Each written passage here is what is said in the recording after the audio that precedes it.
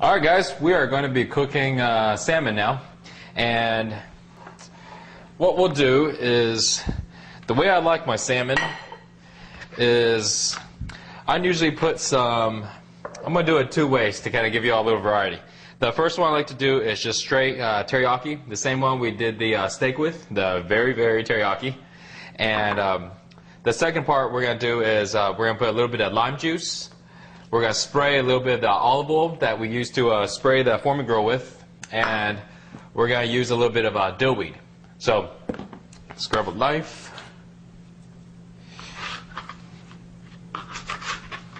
Okay, and alright, so let's pour a little bit of teriyaki on there. Okay, we're good. I'm going to do this all at once so I don't get my hands all dirty. A little bit of lime juice on this one here.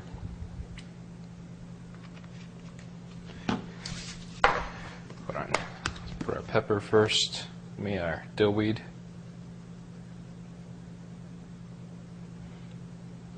Good, and let me flip this over. Yeah, I love this stuff. This stuff is good for salmon and for our fish. Spray that. These salmon turn out really well in the Tupperware too. Yeah, yeah.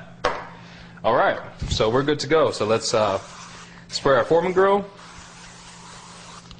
Let me go ahead and spread this around a little bit.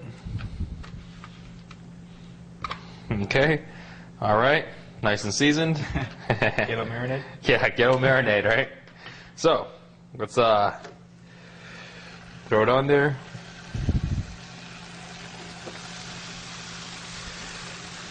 There you go. Okay. All right. Done. So, other fish which I really love in here is tuna.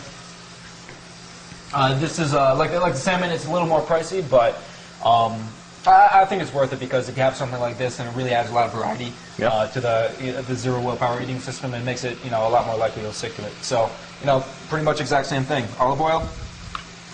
Oops. And the dill. It's a little too much. It's all right. And same thing on the other side. And just shake it on. Yeah, you like a lot of dillweed on yours.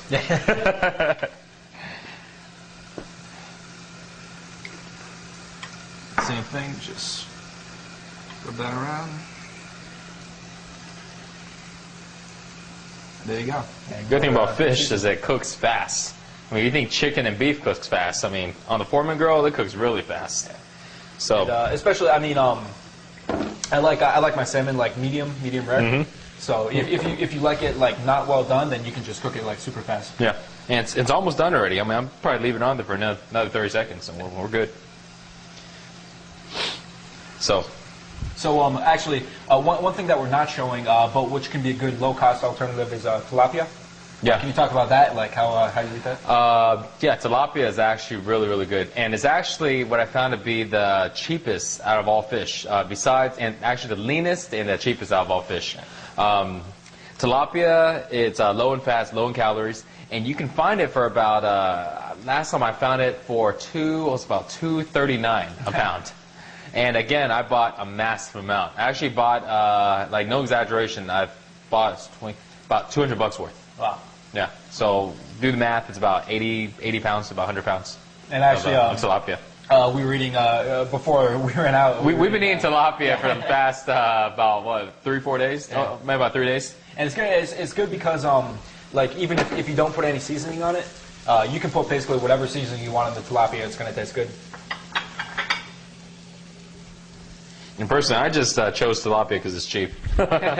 So, salmon and tuna is really good too, but,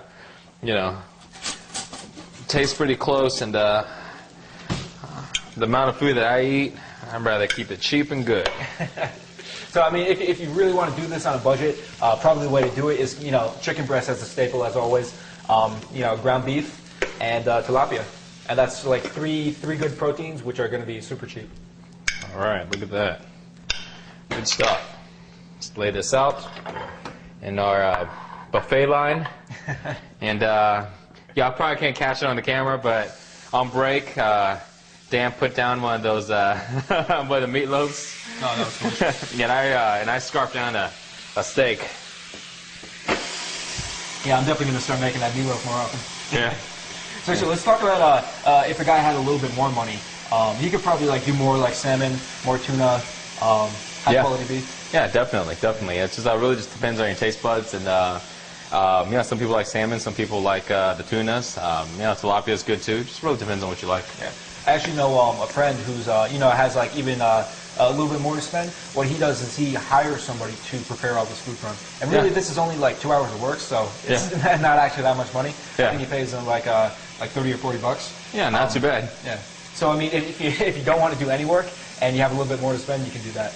Yeah, and make them wash the dishes too. And really, the good part about this is, you know, because it's like zero skill cooking, you don't have to hire a professional chef. Yeah. You know, you can hire, you know, basically anybody, and they can cook this just as well as, you know, you could. Yeah, just tell them, you know, you want this for that and this for that, and that's it. Yeah.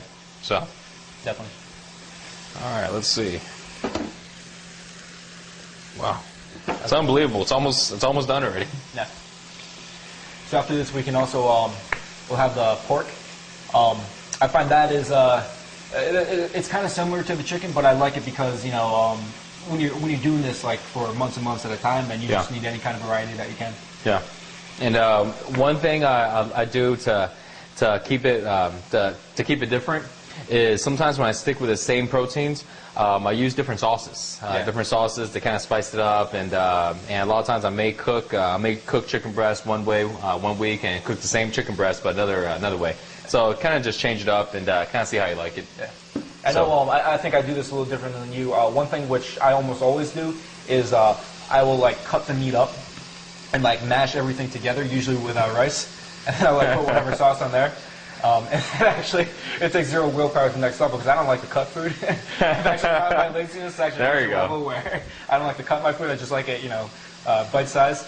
So you know that way you can just scoop it in. Yeah, that's a good way. I've done that before. Sometimes on the ground beef, what I do is I go ahead and just mix it in with the rice. So this way you don't have to, like I said, cut. I mean, you just literally have a fork or a spoon and you just scoop into your mouth and that's it. And I know you do sometimes. I mean, I do like to do it sometimes that way too, where you have the whole piece of meat, and then you eat the meat separately from the rice and vegetables. Yeah, and yeah, we're good. Nice. Let's use.